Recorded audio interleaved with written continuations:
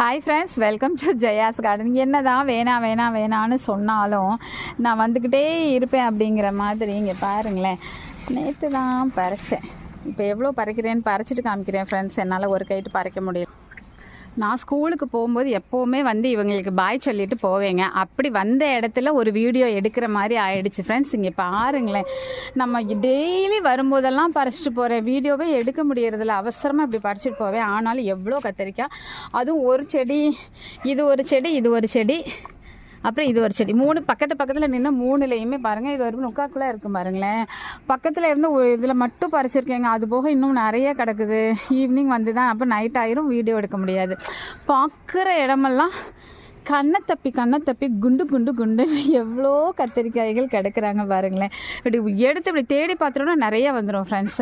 உங்களுக்கு இப்படி அனுபவம் இருக்கா அப்படின்னு சொல்லி சொல்லுங்கள். எனக்கு ஸ்கூலுக்கு நேரம் ஆகிடுச்சு. உங்களுக்கு